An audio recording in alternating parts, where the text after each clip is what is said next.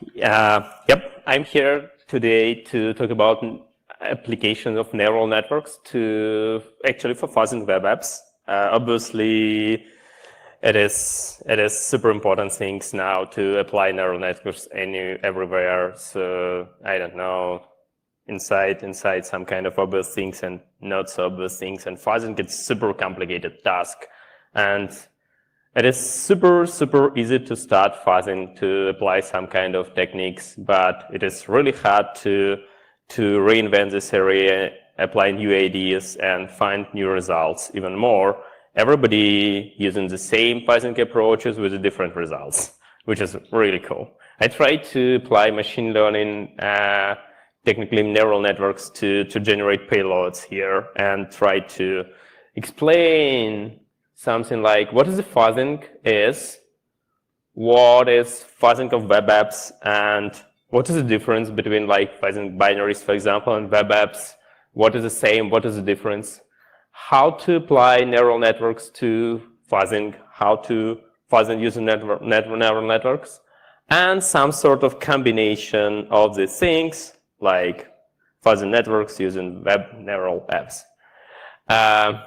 So let me please explain myself and from where I am. So actually, I founded my first company in 2009, a security consulting team, and we actually conducted about 200 security audits since last, I don't know, like 7 years, even 8.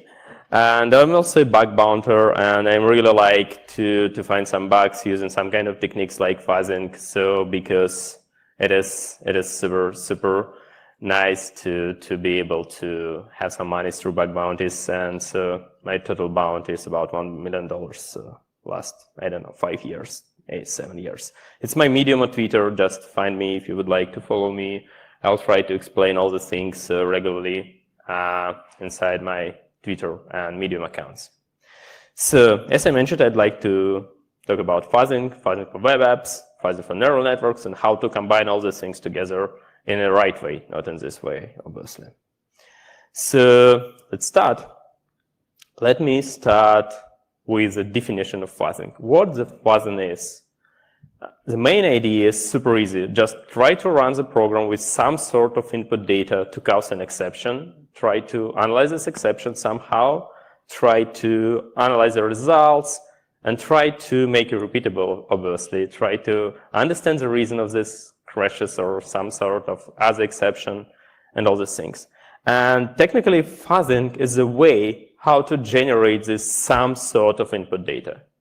How to generate something unexpected for the app, for the program in general case, how to generate something really important for attackers, something unexpected for the app, and how to repeat the success, and how to generate new payload, new like unexpected thing using the same and already known things. We can call fuzzing this technique to generate data, and also we can call fuzzing as, we can use the same word like fuzzing as a process of this. Obviously, it is different terms, but when people talk fuzzing, it could mean generate data, generate payloads, and at the same time, it could mean all the process. How to analyze data, how to send it, how to clusterize all the things to be able to do it faster, and how to analyze the results. But in my point of view, in this paper and this like talk, I mean only like this payload generation things. So why it's really important to use fuzzing techniques? It is really important because technically this memory allocated to the input data is really huge.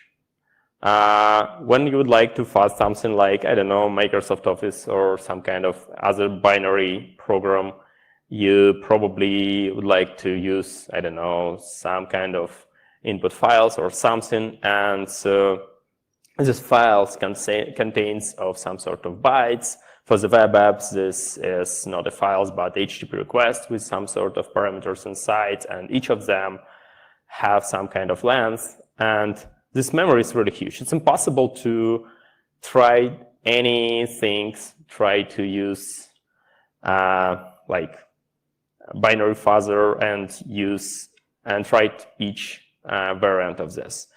But how huge is this memory? Really, even 4 bytes is really huge. 4 bytes means about 4 at 10⁹ variants, means 11 hours at a speed of 100,000 variants per second, means RPS in terms of black box fuzzing network, which is really huge. It is really rapid to send requests with 100K requests per second.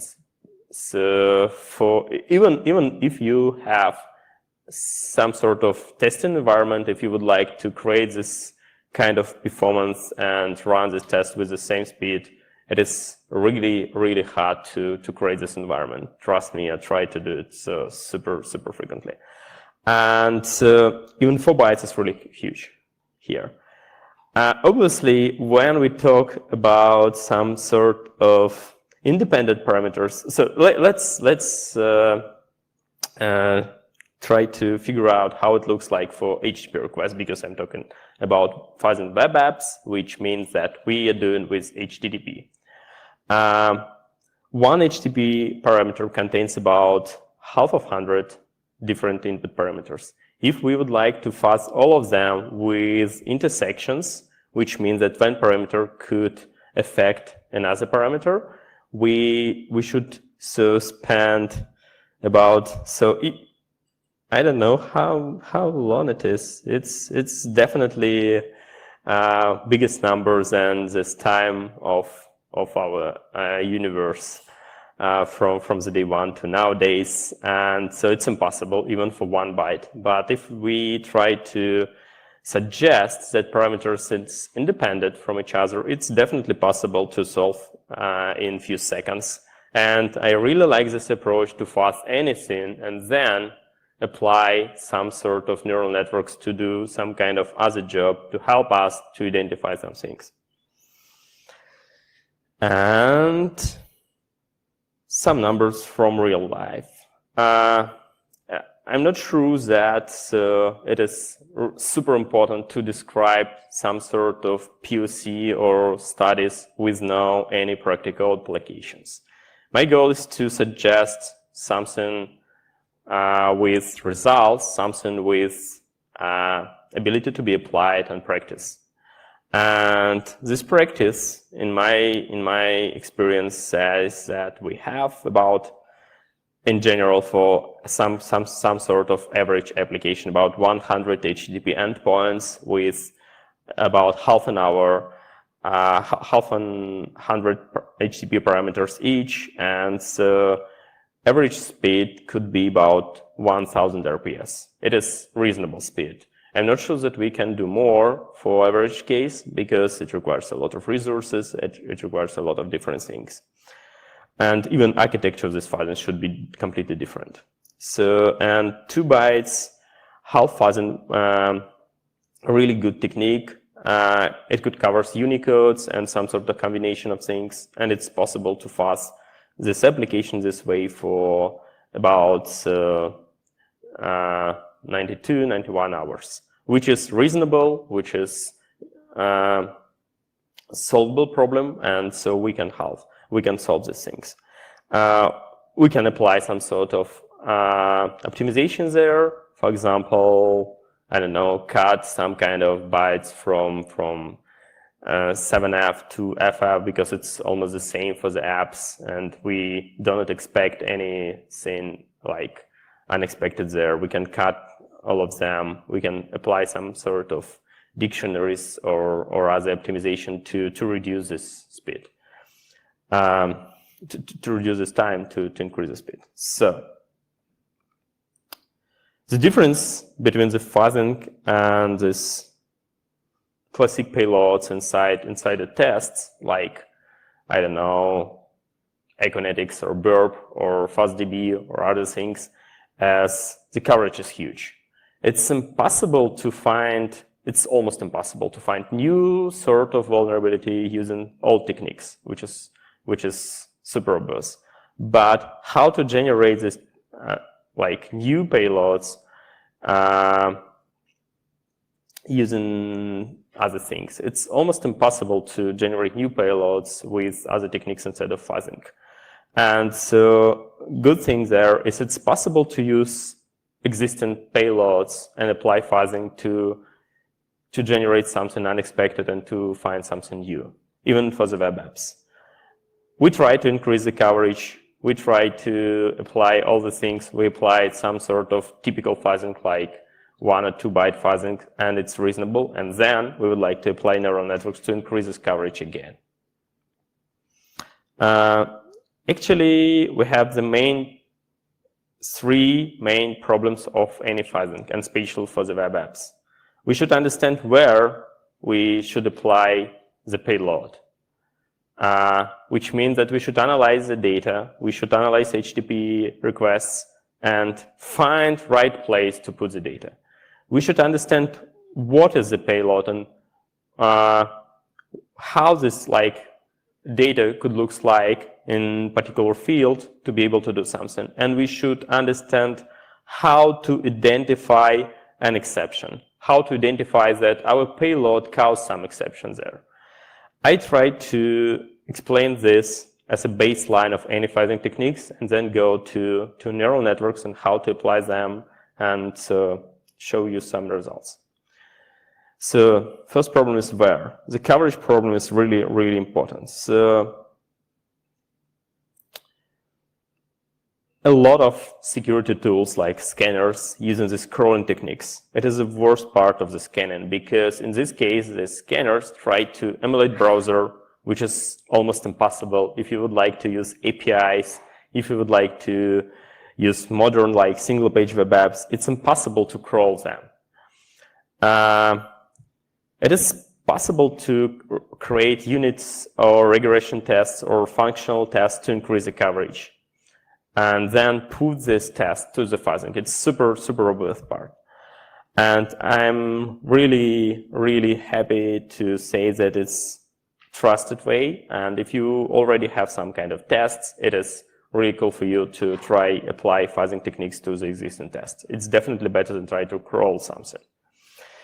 In this case, we should know that this HTTP protocol, technically, it's not only this level 7 HTTP data format. We should apply additional application logic things like JSON, XML, base64, some sort of encapsulation formats. For example, when the base64 encoded data puts inside JSON, and this fuzzer should understand all the situation and should be able to replay and create this and actually peg these payloads in the proper format. This is a really huge problem. This problem can sacrifice any benefits from any fuzzing, because if you would like to find some exception, you should run this application in the right way. To run this application in the right way, you should understand how this data should look like.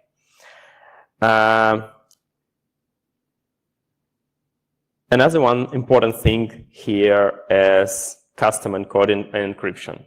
Obviously, it's impossible to cover all the stages. It's impossible to protect anything. It's impossible to hack anything. It's possible to hack anything, actually, sure. It's impossible to find any method to call this app because you have no access to the mind of the developer. You have no access to, you have an access to source code sometimes not. So, but you have an access to understand how it should work and so how custom data format could look like. I'm not sure that it's possible to solve this problem in some sort of way, but fuzzing also can help us there because sometimes fuzzing works well even with this unexpected data types with no any ideas how to decode it. Just because of this data fuzzing, it's obvious thing. And last one is the application logic and different things, because we can split all our activities to application logic fuzzing and input data. and fuzzing for some sort of input validation attacks. I'd like to describe only the second one. I'm not sure that it's possible to cover business logic things using these fuzzing techniques because I'm not working on it right now. So I'm just trying to explain only one way to fuzz apps and how to generate this data. So second problem is what? How to generate these attack vectors and how this unexpected data could look like. All the known attack vectors are already existing inside application scanners, vulnerability scanners. It is super easy just to have an access to these databases and apply all of them to the web apps and find something, but generally find nothing. Second one is how to generate this how to generate this unexpected data is just to use some sort of random or just try to apply each byte from 0 to FF in case of simple fuzzing, 1 byte or 2 byte fuzzing. It's possible. It's a really useful thing. So I just recommend to use this technique if you have time and in case when you would like to increase your coverage and find new issues. I'll show you some example in next couple of slides. New vulnerabilities means new payloads. It is a really important thing because I'm not sure that we can call something like the same SQL injection in different like API methods as a 0-day. Technically, it's not a 0-day. We can call it like 0-day for particular app, but not. It's not like a 0-day in general case. And so all this input validation things means new payloads. And we again have the same problem to determine what is the behaviors and how to identify business logic things.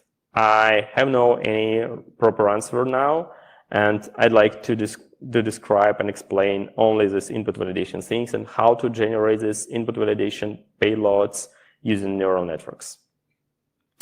And the last one, how to interpret the results. Sometimes things could look like same. For example, this poodles looks like chicken, this like dogs looks like this cakes. It looks like same, but with different results, which gives us false positives, obviously. If you try to run SQL maps sometimes, or other fuzzer, or like other scanners or fuzzing techniques, you definitely know what I'm talking about.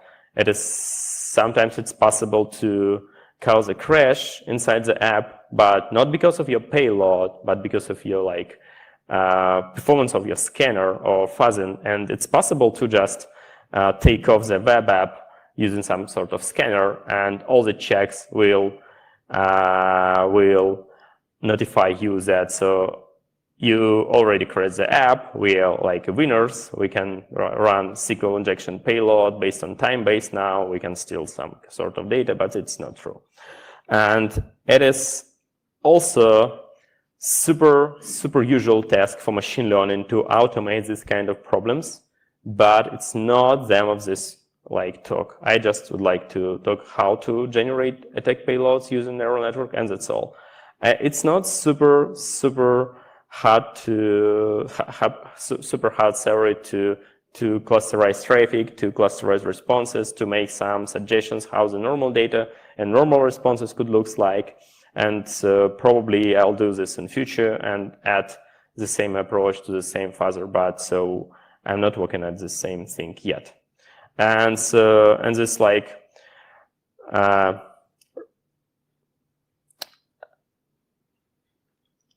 so problem of how to reproduce this situation and how to create some kind of repeatable stage, repeatable payload, and repeatable results is also important and also included in this thing.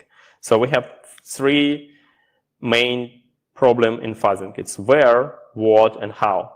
And this talk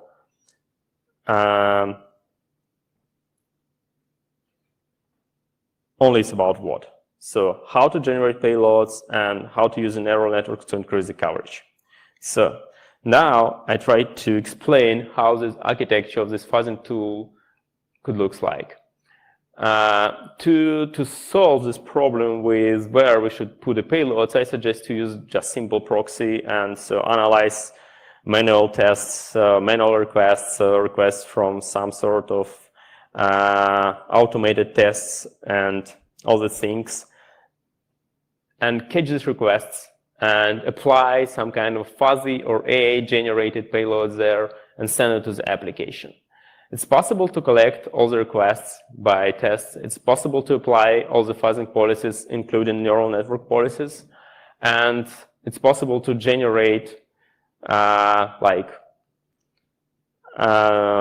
so a lot of tests. At my point of view, so the good multiplicator here could be 10,000, and run all of them and try to understand the results. And it's possible to crash the app in this way as well, as always. So, where a problem should be solved by just proxy, and I believe that it's only one useful way. If you working with web apps, you know that burp and this idea to repeat some sort of data using burp, run intruder, apply some fuzzing techniques there is really works well. To solve what, I suggest to use neural networks here and to analyze the results and to solve this like how problem there. I suggest to use nothing actually, just your mind. And how to fuzz. My personal top 6 fuzzing techniques for the web apps is try to modify last byte, like try to apply each of them from 0 to FF.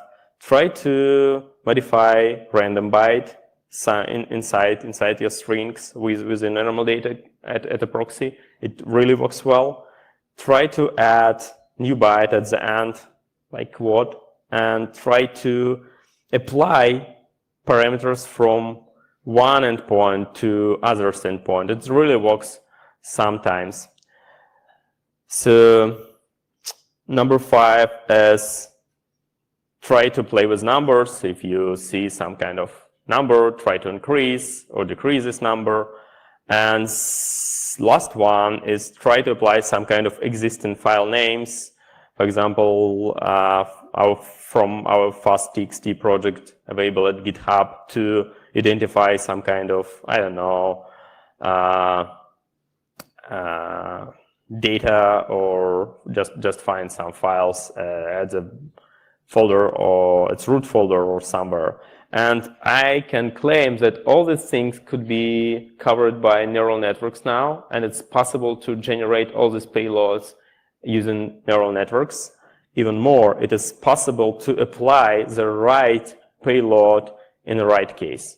For example, it is when we are working with some sort of web app by manually, we definitely look at the normal data, right? If you see that somebody, like application or other user, already put some sort of HTML text in this particular field and it's normal for the app, I'm not sure that it's reasonable to put some kind of XSS payloads there, because it is normal behavior, and obviously so this app just was created to have some sort of HTML data in this field.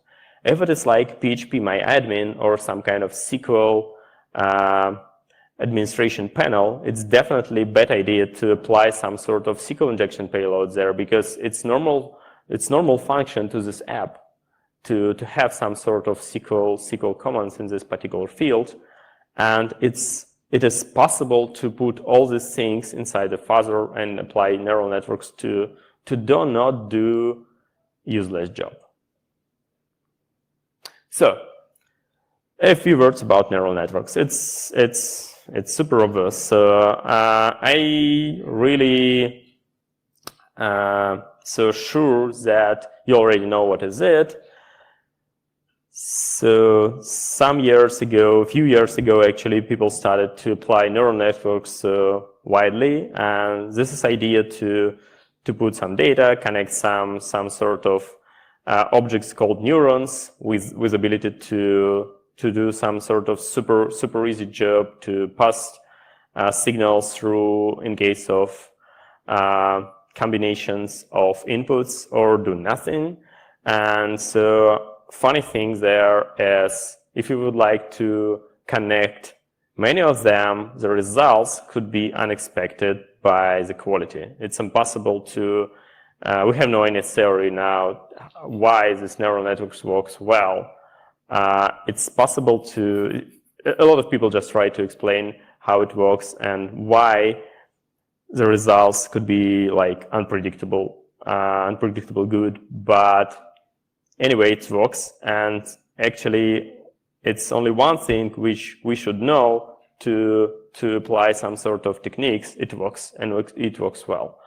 For fuzzing techniques, since our goal is to try to generate some kind of unexpected, it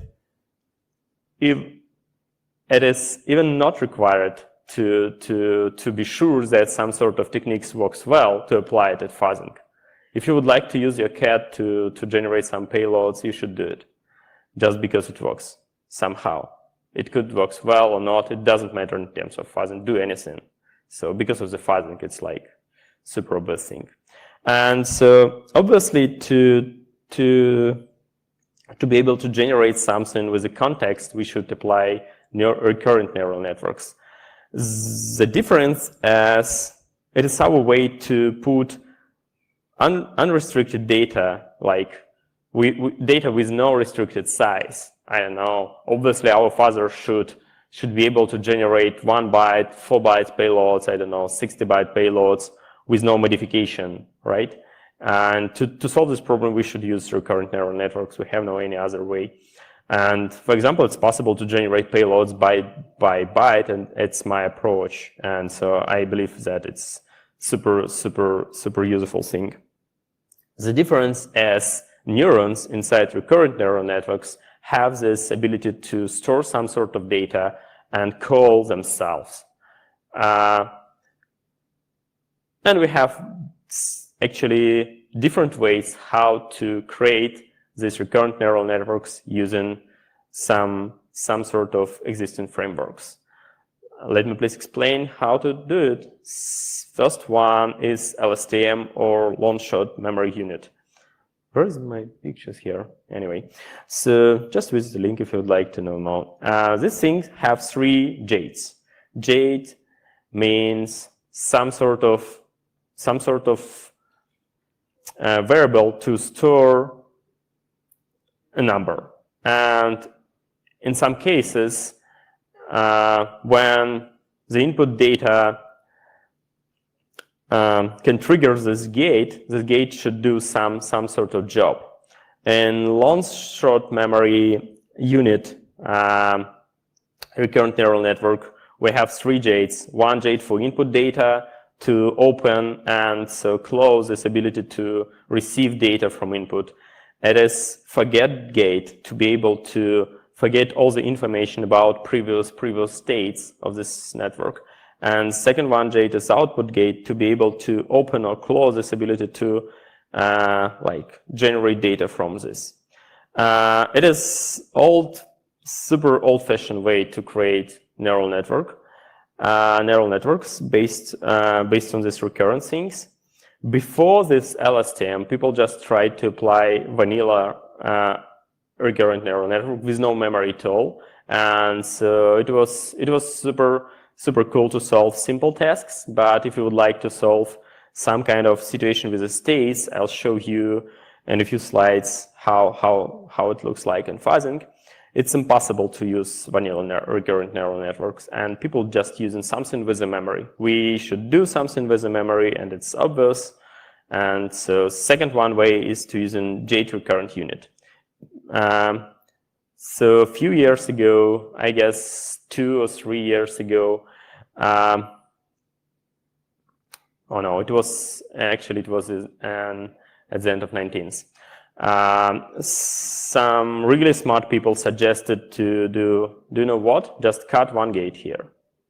We have 3 JADEs. To be faster, we should cut 1 gate.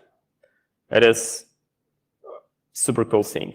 We should reinvent a little bit structure of 2 different gates, and so we should apply new training techniques to be able to train these things. But GRU is kind of LSTM with 2 gates, and so we have update and reset gates here. Reset gate is kind of forget gate, and update gate is a kind of something between input and output gate. It is faster, and the results and the quality is almost the same as LSTM. And this year, TensorFlow released new way. Do you know how? They just cut it another 1 gate. We have update gate RNN now with only 1 gate inside. It's something at the middle between vanilla recurrent neural networks with no gates at all, and so LSTM with 3 gates. Only 1 gate called update gate. It's not like update and reset gate. It's 1 gate, 1 gate with ability to store data, to store the state and to reset the state in some case. The main idea is when we have no to store, we are able to reset the state. It's a super obvious thing. It's available since last version of TensorFlow 1.3, and it's easy to train for high-stack architectures. And just Google reads this paper and so explain us how this like UG RNN could look like to make this training process for high-stack recurrent neural networks faster. And so, as I mentioned before, it's some kind of compromise before. It's kind of something between vanilla RNN and LSTM. So hackers always use this compromise word. So now we should suggest how to apply all these knowledges about neural networks, recurrent neural networks, and fuzzing inside the fuzzing. To solve this problem, we should create some kind of topology or architecture of these neural networks. Obviously, we should analyze which sort of data we would like to generate. Since we would like to generate some sort of payloads, which means some sort of syntax constructions for different languages, we should know how this language could look like. And language obviously means grammar. And grammar obviously means Chomsky hierarchy. And to be able to work with neural networks and to be able to cover some grammars, we should create this model. We should think how our network could look at the data. My suggestion is to be like a compiler. We should think like a compiler to create a neural network, and this neural network should also think like a compiler. Our neural network should analyze bytes on input layer, generate lexems inside, means tokens, to be able to combine sequences of bytes to tokens, and then combine these tokens to token constructions at syntax layer or like syntax phase of training, because layers is something different inside neural networks. And then this neural network should be able to apply some kind of semantic to be able, is it like reasonable payload or just kind of combination of tokens with no like important thing inside. To create this, I suggest to do something like this, put byte inside our neural network and create this topology with shift inside. For example, to store, I don't know, super obvious union token for SQL injections. It's kind of union select injection or a classic SQL injection. We are able to put first byte, and this byte can have an access to second one, looks like Markov chain, so, or something like this. This second byte could have an access to and a link to third byte, and finally we will have this token like union. And it's possible to train the network by data to store this information with no any like hard coding tokens or anything, which is really cool to fuzz something, because obviously if you have a lot of payloads, it's impossible to analyze each of them manually and do something. At the second stage, it's possible to combine these tokens already constructed by previous layer, previous phase, previous anything, and create some kind of intersection and links between them. And for example, to store inside neural networks that select token should go after the union and some kind of column token should go after the select, then we should have from token and table token, all these things. And now we should understand from where we should download this train sets. My suggestion is to use this super cool GitHub project called Secklists, because inside this project we were able to find this fuzzing folder with a lot of tests for fuzzing and a lot of payloads inside. I also using the SQL map generated payloads because Neuralfuzz Stamper is a really cool person who created this super incredible tool, and it's possible to run SQL map against my web application to catch the traffic and to actually steal the payloads from SQL map. I should mention there that it's impossible to train neural network in the right way using this template of requests, because this network should learn the structure, right structure of payloads. If you would like to train the fuzzer in this way, you should apply payloads instead of these templates of payloads. It's impossible to use macroses because your neural network in this case will generate these macroses. And to be able to extract some sort of payloads from SQL map, it's definitely better to just create some kind of vulnerable app and run the SQL map across this web app, and so put all the requests inside logs and then catch payloads from there. And I should mention that when you would like to do this, you should pass your SQL map through application with existing vulnerability. It's really important because SQL map, as well as other tools, as well as Economics, Burp, and other like scanning tools, have a logic inside. And if you have no vulnerabilities there, and so no responses will come to different things, like basic checks, these tools will not apply new payloads, new templates, new checks. To be able to steal all the data from these tools, you should create existing vulnerability. Even more, to be able to steal all the database, you should create different SQL injection for different databases, because some sort of this payloads depends on the structure of this databases, on this like type of vulnerability, different payloads for Oracle, different payloads for DB2, different payloads for MySQL, and all this stuff. And we're using our self-collection since we have some sort of data because of our clients. It's possible to put all of them here. It's kind of honeypot actually, so for us. Ta-da! And so let me show you some results. I trained the network to store some sort of local file inclusion permissions, local file inclusion bugs here. And this is number of step of the training. This is number of epoch. It's kind of batch things. It's value of error. And so we should increase in this value to be able to generate something. And this like example generation. At the first stage, when I just put some kind of like half of 1,000 steps, generated payloads looks really shitty.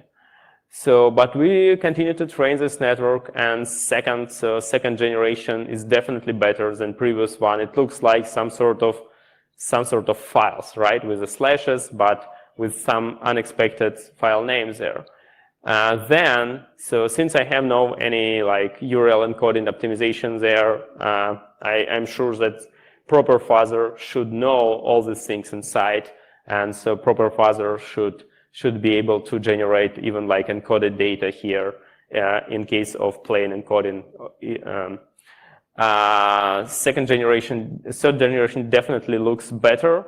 At next generation, with error about 1, so after about 100,000 steps, we even can see some kind of recognizable by our hacker mind things like etc folder, http, tme, something like, I don't know, htaccess or something, etc sc, which is something, I don't know, some sort of de means, I don't know, like maybe dv folder or something. Next generation, so after after about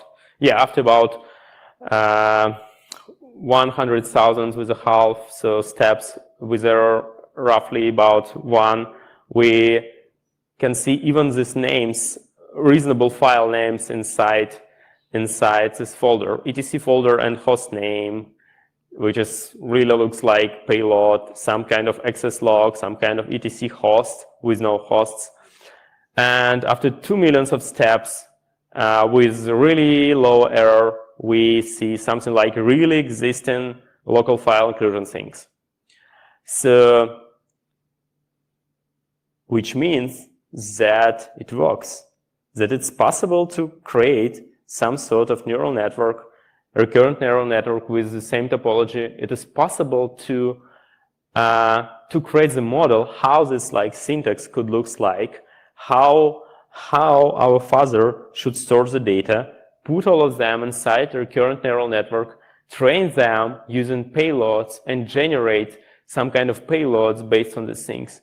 But what is the difference between these things, this approach, and just a list? I can generate these payloads byte by byte. Means that if I have some kind of response to etc folder, some kind of unexpected response, I can apply and generate valuable payload for this context with I don't know, existing and so file names in this folder. For local file inclusion payloads, it is possible to solve the same thing by, for example, decision trees or just sort of files inside some folders. But for complicated syntaxes like SQL or XSS, it is not so easy. And it's not so easy to apply and suggest new payloads. And it's not so easy to even to keep in mind each files inside this etc folder. And it's not so easy to put all of them inside a list and apply this logic into your scanner. It's definitely better to just put into the train set and train neural networks and so ask them to generate these payloads. And the results could be definitely better. And last stage is analyzing the results. Scanner produce vulnerabilities and false positives, and fuzzer produce subnormalities, and we should analyze how to analyze this data, and we should analyze who will do this work, machine or human. And so my suggestion now is just to apply some sort of manually predefined testing policies. For example, when I try to fuzz something, I'd like to set some policy, for example, to have no 400 error codes responses, or just have no 1+ millisecond response or something like this. But in the future research, I'll try to solve this problem using neural networks as well. And now it's time to show you some results and identifying vulnerabilities. First example, it is a super obvious thing identified in Nginx using these fuzzing techniques. And I just tried to validate my approach. I just tried to put all the payloads available for different things and founded by, which were found by fuzzers to my neural network things, to be able to validate this neural networks works with the same accuracy and try to suggest something reasonable. I tried to put this payload inside neural network, run first byte generation using this 0 byte, and understand that neural networks try to suggest more and more new data to the 0 byte to repeat the success with memory corruption and steal some data. It's this case covered by neural networks trained by some sort of data, but it's obvious thing. It's possible to generate these payloads using only the 0 byte, but it works. Second example, it's kind of server-side request forgery vulnerability inside method field, and I tried to figure it out. Is it possible to train network to suggest valuable things with this like character to be able to create some sort of things like parts of URLs to construct valid URLs with no 0 bytes, with no like pound things, some sort of reasonable things there. And it's also possible. I just trained my network by URLs, and when I put it so as its initial vector to neural network first generation for one byte fuzzer, that it's possible to have some abnormality using this byte, means like ampersand. This neural network started to generate valuable payloads with words and this character as well. And constructions were in the same way with pound, with ampersand, with this equation symbol, and with different like data from URLs with words here and with value here, which is really cool. Third example is this one. When I put a trained neural network by shell commands and put this new line character inside this XML request and try to generate some sort of payloads based on this initial character and this initial string, neural network started to suggest at me some kind of reasonable commands to shell, because they started from this context with new line. Obviously, they started to suggest me some sort of memcached injections, key value injections, and other syntaxes with the same termination byte, but it was. And so, which means that it's possible to cover these things with no knowledge of the structure of syntaxes, which is really cool. And the last one was my bug for Facebook. I don't know, like maybe 2 years ago, I suggested to run fuzzing across different bug bounty programs and found this super obvious thing with anomaly at Q parameter at researchfacebook.com. And that time I just started to brute something, and at my like human mind, it was like SQL injection because of this double quote here, but it was JSON suggestion. It was a JSON injection, and so I just missed this, and probably I missed my RCE that time, but I tried to apply this neural network approach in this way and understand that this byte addresses neural network not only to SQL injection payloads, but also to JSON injections, because it's a terminal byte for SQL injection and JSON injections as well, which is really important. And it was super cool for me to understand that this network actually was smarter than me, because that time 2 years ago I missed my RCE and huge reward because I suggested this this is like unexploitable SQL injection thing, but it was JSON injection inside Elasticsearch with ability to run a code because of some sort of vulnerabilities inside this Elasticsearch. So, and the last one is memcached injections. I just talked about these things 3 years ago at Black Hat. And so obviously it is, sometimes you would like to apply all the variants, all the payloads based on this data. And in case of sessions and some kind of hex data, my neural network trained by this payloads try to suggest memcached injections because of this hex encoded data. This network understands that, so probably it is kind of hex context, and this context in the past was asked to some sort of key value injection inside memcached, it is really great time to suggest some kind of new line injection and put some sort of key value things there, which is really cool. So what's next? As I mentioned before, my next goal is to solve results analysis problem by neural networks as well, to not only generate payloads, but also to analyze the results, to suggest what is normal for this particular app, what's abnormal, and how to generate some sort of exceptions there.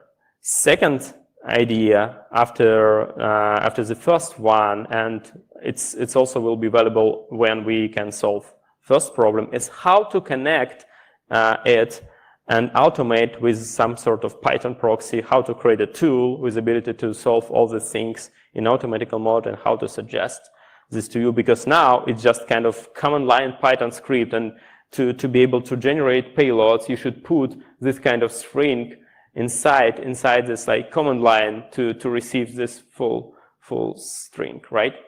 My goal is to automate this thing and create some kind of tool, usable tool for everyone. Third one is to make it smarter by connection with responses, which means that if I have an abnormality with some sort of data, for example, I don't know, single quote, it is definitely it's possible now to start to suggest SQL injection payloads, right?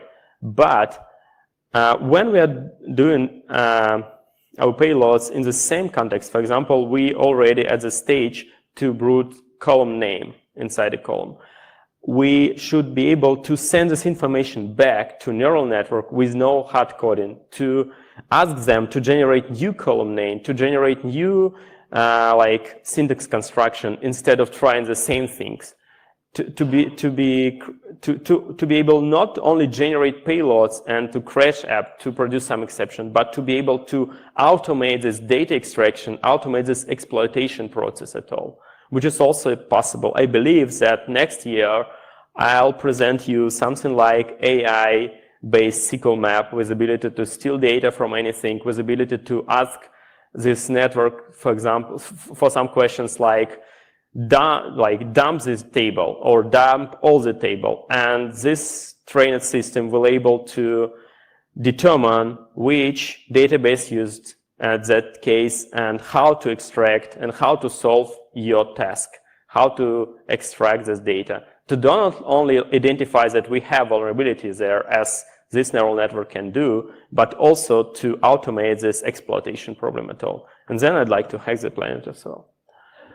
So, some sort of vision. So let me please explain my vision because I still have 5 minutes.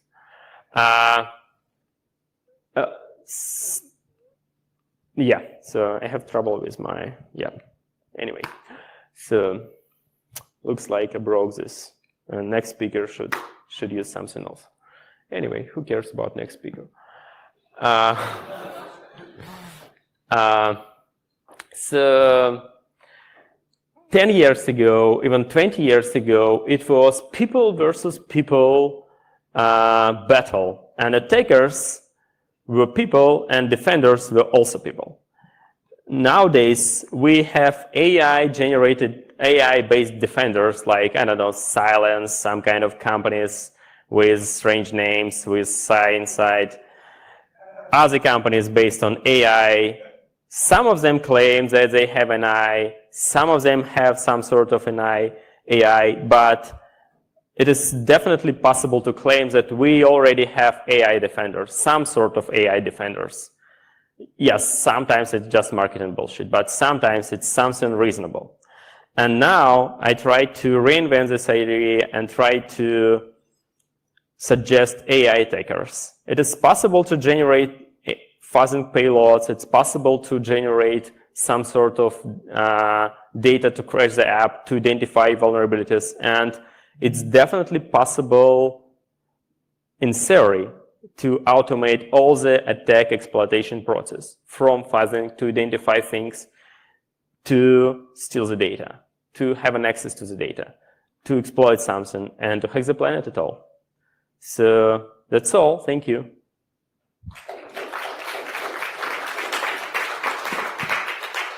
Thank you. Any questions from the floor? Yeah, I should mention that. So I'll publish all the results here at our GitHub. And this tool will be available soon, maybe tomorrow. Okay. And if all right, here's one question. Hi, thanks for the talk. That's a cool tool. How long did you train your... You never seen this tool. It sounds cool. How long did you train your neural network? So I should mention that since we are a commercial company, we have a lot of resources. But what is really good here is I'll publish all the trained results at the GitHub. It will be possible to download pre-trained neural network and start to apply them. But if you would like to train this thing from scratch, it's also possible, but it depends on your train set. For the many reasons, and so I have no way to disclose all the train sets because some of them based on our data from our clients, data from honeypots, and we have no any ways to disclose this data. But I'll publish pre-trained neural network, and I'll publish a tool how to train this neural network based on open source data like FastDB, FastXT, all these things. Any other questions? Actually, in our case, it was 20 minutes, but I'm not sure that you have the same server. Up to 20 minutes, yeah. But I have 25 NVIDIA cards at one server. Don't ask me how. Don't ask me how. Just for free. Really, really. I have good friends. Great friends, it sounds, huh? Yeah. The next question should be how to find these friends. Come to Hack in the Box, she said. Yeah, sure. And what kind of data must we send on inputs? Yeah. So funny thing here that you are able to put any kind of data. I have two different strategies here. First, it's put data from your test. For example, sessions or like your login. And neural network should understand that it looks like session means hex encoded data. I should apply like memcached injection here. If it looks like, I don't know, HTML code, I should apply SQL injection or like XSS. If it looks like SQL injection already, for example, data from PHP-MyAdmin, it's definitely a bad way to apply SQL injection here. It works even without us, right? But my second strategy, as I mentioned before, is to run simple one-byte fuzzer first, find anomalies there, and apply the results of this abnormality to neural network to generate the continuation of these generations. It's better than try to use another approach. So, as I mentioned before, at the slides, it's definitely recommended to apply some sort of, let me show, yeah, this sort of fuzzing using like complete fuzzing based on 2 bytes half fuzzing, which means that we are able to split all the bytes from 7F to FF and run this fuzzing, generate some kind of abnormality, and run this neural network using this some sort of data. But it's also possible to use this first strategy and run them based on your data from your request, normal data actually. It's also possible. Thank you. Any further questions? No? Well, thank you very much, Ivan, for a great talk and for announcing the release of Neuralfuzz at HITV. Follow our GitHub. Thank you.